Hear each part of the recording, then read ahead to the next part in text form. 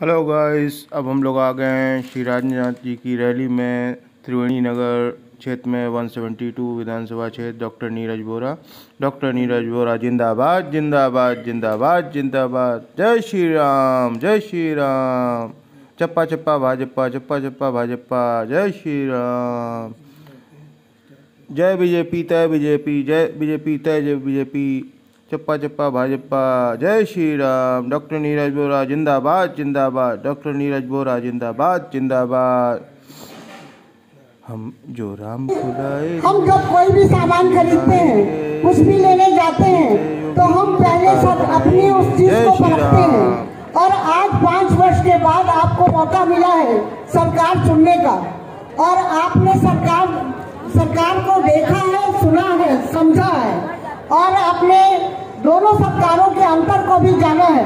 तो केवल आपसे इतना कहना चाहूंगी कि अपने विवेक का इस्तेमाल करते हुए पूर्व की सरकारों ने क्या किया है और इन 5 वर्ष की सरकार ने क्या किया है, आप दोनों का डिफरेंस मालूम करके अपने विवेक का इस्तेमाल करते हुए भारतीय जनता पार्टी के कमल के निशान पर मोहर लगाकर नीरज बोरा जी को यहाँ से जिताएंगे और अच्छी सरकार बनाएंगे।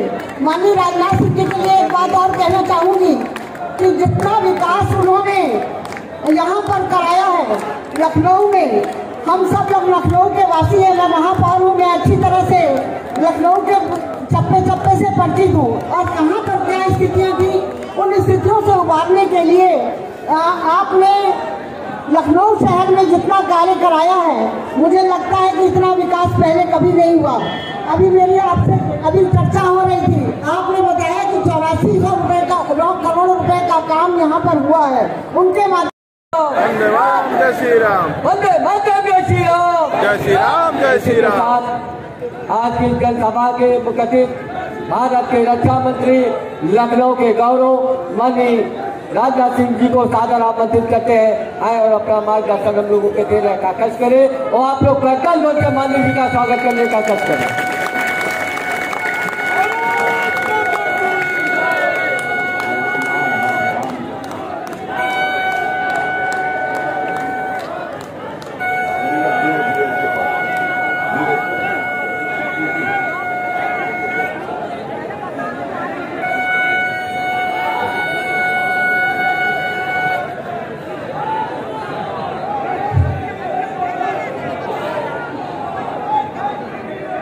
बोलिए भारत माता की जय, भारत माता की जय।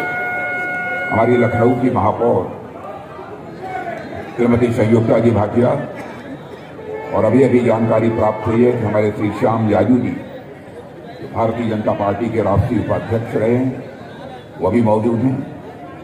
श्री अनुराग मिश्र अन्नू जो विधानसभा के प्रभारी के रूप में अपनी भूमिका निभा रहे हैं, डॉक्टर शैलेंद्र अटल, श्री घनश्याम अग्रवाल जी जिन्हें प्यार से गुड्डा कहते हैं, श्री टिंकू शंकर, श्री मानंद सिंह राठौर और श्री मुन्ना मिश्र पार्षद, इनको तो अच्छी तरह जानते ही हैं आप, श्रीमती कुमकुम राजपूत, श्री मनोहर सिंह जी हमारे पूर्व नगर अध्यक्ष, श्री सुरेश चंद जी अवस्थी, श्रीमती बिंदु बोरा, श्री विनोद जी चौधरी, बिंदु बोरा भी जानते हैं कि नहीं, श्री विनोद चौधरी, राम अवतार कड़ौजिया और श्री विवेक तोमर। इस सभा में मौजूद मेरे सभी सम्मानित बहनों एवं भाइयों, भारतीय जनता पार्टी ने नीरज बोरा को पुनः इस विधानसभा क्षेत्र से प्रत्याशी के रूप में चुनाव के मैदान में उतारा है। मैं नीरज बोरा की एक विशेषता बताना चाहता हूं। जिस समय एक चर्चा चल पड़ी थी कि नीरज बोरा को यहां के बजाय कहीं दूसरे स्थान पर प्रत्याशी बनाकर भेजा जाएगा, और उस समय नीरज बोरा ने पार्टी की कहा कि जो भी पार्टी का फैसला होगा उसको मैं शीश झुकाकर मैं उसका स्वागत करूंगा, और सहज रूप से उन्होंने इसे स्वीकार किया।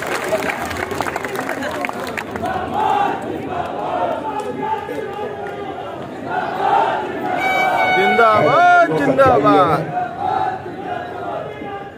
केवल उन्होंने कुछ लोगों से, मुझसे तो नहीं, एक इच्छा व्यक्त की थी। 5 वर्षों तक हमने इस उत्तरी विधानसभा की सेवा की है, अच्छा होता कि 5 साल हमको एक बार और अवसर मिल जाता कि उत्तरी विधानसभा क्षेत्र की जनता की मैं और कुछ सेवा कर सकूं। बहुत सोच विचार करने के बाद पार्टी ने फैसला किया। सोच विचार करने के बाद पार्टी ने फैसला किया नीरज बोरा को ही चुनाव के मैदान में उतारा जाना चाहिए। कुछ लोगों ने यह भी कहा कि साहब बड़ा यहां गड़बड़ है ये वो, लेकिन मुझे खुशी है कि अपने सारे जितने यहां पर अन्नू मिश्रा, मुन्ना मिश्रा और सब सारे लोगों को मैं देख रहा हूं जो पार्षद हमारे मौजूद, उनके चेहरे पर मुस्कान मुझे देखने को मिल रही है बहनों भाइयों।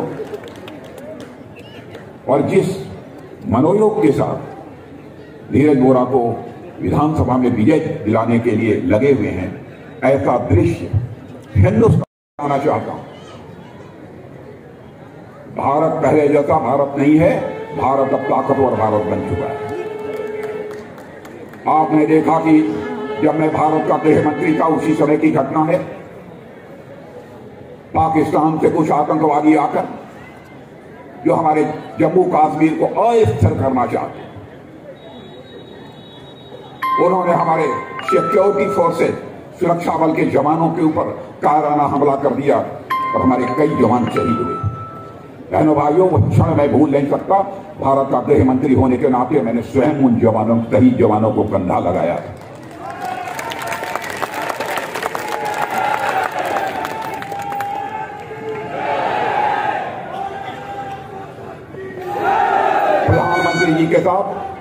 प्रधानमंत्री जी के साथ फिर बैठना हुआ। मेरा 1-2 लोग और बैठे। बहनों भाइयों, प्रधानमंत्री की प्रशंसा करनी पड़ेगी। 10 मिनट भी नहीं लगा, प्रधानमंत्री ने फैसला कर लिया और बतलाया कि राजनाथ जी ऐसा। और उसके बाद आपने देखा हमारे बहादुर, शौर्य और पराक्रम के धनी सेना के जवानों ने पाकिस्तान की धरती पर जाकर आतंकवादियों के ठिकानों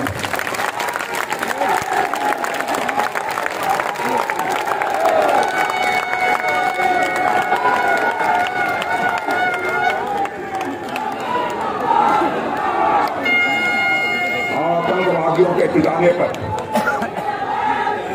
सर्जिकल स्ट्राइक और एयर स्ट्राइक करके उन्हें तबाह कर दिया, बर्बाद कर दिया। सारी दुनिया को यह संदेश चला गया, भारत अब यह कमजोर भारत नहीं है।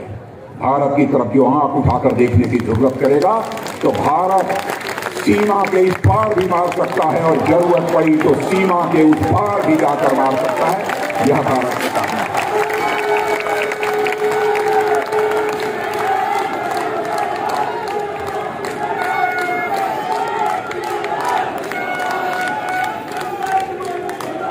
लेकिन मुझे तकलीफ उस बात की होती है, कांग्रेस जैसी पुरानी पॉलिटिकल पार्टी, उसके नेता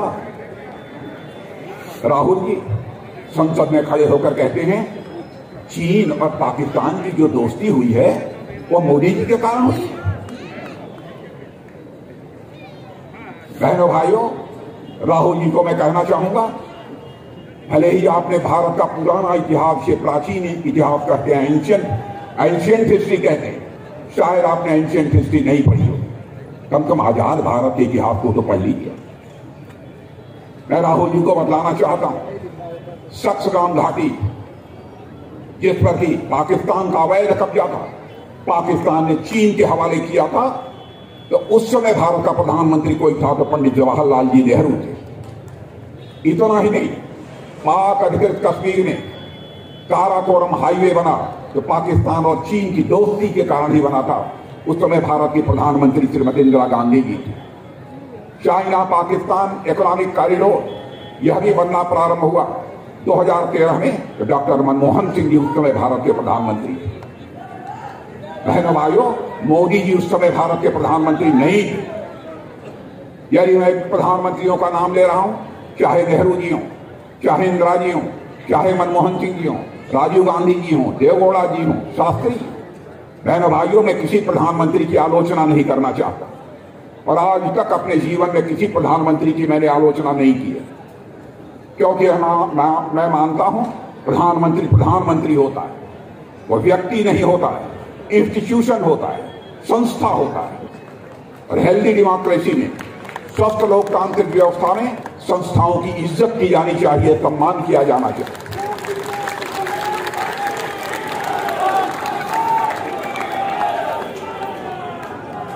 तभी जाकर लोकतंत्र की सेहत ठीक रहेगी, तभी जाकर लोकतंत्र की सेहत ठीक रहेगी। लेकिन बेबुनियाद और निराधार आरोप इस तरीके से नहीं लगाया जाना चाहिए। मैं कांग्रेस के दोस्तों से भी कहूंगा, आप बचिए, यदि कुछ बात यदि बोलनी है तब तथ्यों के आधार पर बोलिए, अनावश्यक रूप से बदनाम मत करिए। राहुल जी ने यह भी कह दिया लद्दाख के गलवान घाटी में देश का मैं रक्षा मंत्री हूं, तभी मैंने नहीं बोला, पूरी हकीकत जानने के बावजूद भी नहीं बोला। और उन्होंने कह दिया गलवान घाटी में, लद्दाख में भारत और चीन के सेना के जवानों के बीच जो संघर्ष हुआ था, उसमें चीन के जवान 3-4 मारे गए और हमारे बड़ी संख्या में जवान मारे गए। राहुल जी, यह कहकर आपने भारत के बहादुर सेना के जवानों के शौर्य, पराक्रम और साहस पर सवालिया निशान लगा। हकीकत क्या है बहनों भाइयों, मैं तो नहीं बोल सकता हूं। ऑस्ट्रेलिया के एक अखबार में, जिसमें कि एक खोजी पत्रकार पूरी तरह से देशों में जाकर छानबीन करने के बाद यह लिखा है कि गलवान घाटी में, लद्दाख में भारत और चीन के सेना के जवानों के बीच जो संघर्ष हुआ था, उसमें चीन के सर्वाधिक सेना के जवान मारे गए थे, 38 से लेकर 50 जवान मारे गए।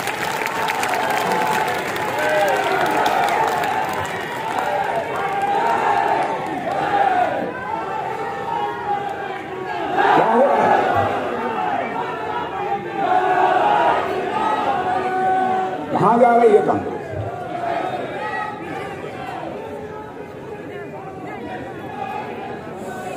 अब यहां पर पंजाब के मुख्यमंत्री चंदी साहब बोल देते हैं पंजाब में हम उत्तर प्रदेश बिहार वालों को नहीं पूछ लेते, और हमारी प्रियंका जी खड़े होकर ताली बजाती है। बहनों भाइयों, नेता होने के नाते उन्हें रोकना चाहिए। देश को बांटकर, समाज को बांटकर राजनीति नहीं की जानी चाहिए। राजनीति केवल सरकार बनाने के लिए नहीं की जाती है, राजनीति यदि की जाती है मेरे बहनों भाइयों तो समाज बनाने के लिए की जाती है, देश बनाने के लिए की जाती है।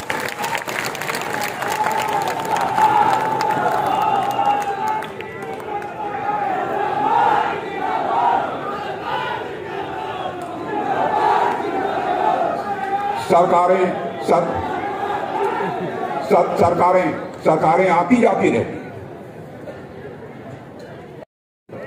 ब्रह्मोस मिसाइल बनाने का, एक इंडस्ट्री लगाने का मैंने शिलान्यास कर दिया।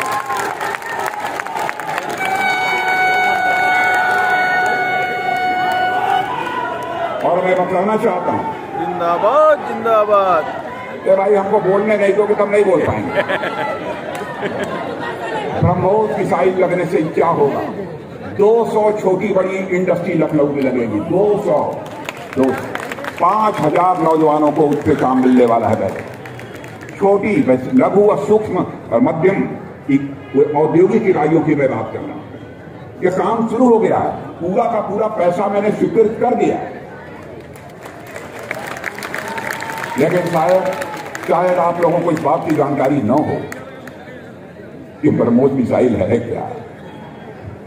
अमेरिका तक पहुंच जाएगी। अमेरिका, लखनऊ बैठे बैठे 400, 600, अब तो 800 वाली भी बन रही है। 800 किलोमीटर दूरी तक जो आपका दुश्मन बैठा है, आप अपने ब्रह्मोस मिसाइल से मार सकते हो। यह है ब्रह्मोस मिसाइल। जय श्री राम। मैंने कहा ना,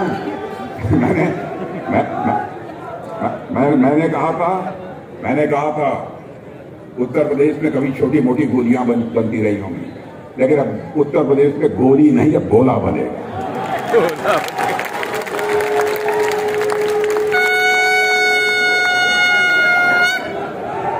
उत्तर प्रदेश सरकार ने क्या काम किया है आप अच्छी तरह जानते हैं। बहनों भाइयों, विकास का चक्का बहुत तेजी के साथ उत्तर प्रदेश में पिछले 5 वर्षों में चला है। योगी जी ने करिश्माई काम किया है विकास के फ्रंट पर।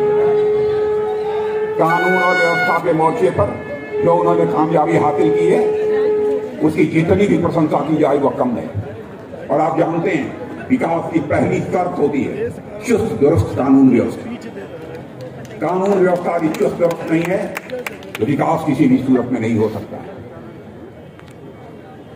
और इस मामले में हमको कामयाबी हासिल। एक बड़ा काम उत्तर प्रदेश का मुख्यमंत्री रहते हुए जेवर एयरपोर्ट जो नोएडा के पास है उसका कंसेप्ट मैंने दिया था और उसमें मैंने कोशिश भी की थी। आपने टेलीविजन के पर्दे पर सुना होगा ज्योतिरादित्य जी सिंधिया बोल रहे, लेकिन बीच में कोई मुख्यमंत्री उसे करा नहीं पाया।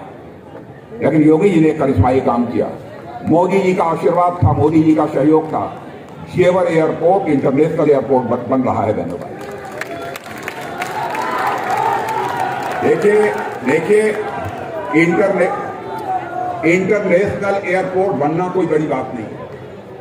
बन रहा है, कैसा एयरपोर्ट बन रहा है मैं आपको बताना चाहता हूं। पहले एरोप्लेन जो विदेशी आती थी, हमारी यहाँ के हजारों एरोप्लेन, बाहर से भी एरोप्लेन पैसेंजर्स को लेकर आती थी जाती थी, लेकिन भारत की एरोप्लेन को भी रिपेयर और मेंटेनेंस के लिए दुनिया के दूसरे देशों में भेजा जाता था। लाखों करोड़ों रुपए रिपेयर और मेंटेनेंस पर एक जहाज पर खर्च होता है। आपको जानकर खुशी होगी जेवर में वह व्यवस्था होने जा रही है। भारत ही नहीं दुनिया के हवाई जहाजों के रिपेयर और मेंटेनेंस अब उत्तर प्रदेश की जेवर की धरती पर होगा। सर्विस सेंटर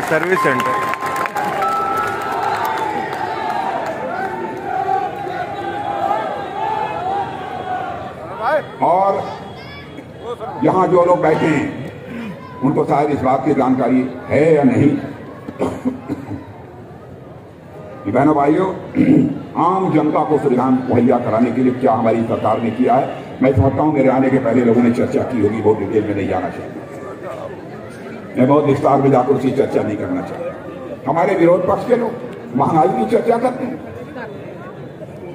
मैं इनसे बताना चाहता हूं कोरोना जैसी महामारी हिंदुस्तान में पिछले 100 वर्षों में कोरोना जैसी महामारी कभी नहीं, लेकिन जिस तरीके से हमारी सरकार ने इस कोरोना पर कामयाबी पाने में सफल, ये बताइए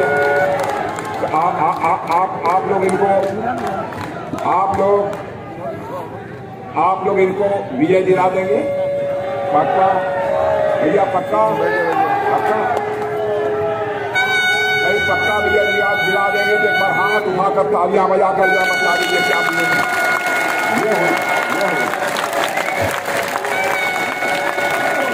देखिए सब लोग ताली बजाएंगे। देखो सब ताली देखिए यदि ताली बजाएगा वहां भी सब सारे लोग ताली बजाएंगे। ओके देखिए वो भी कह रहा ओके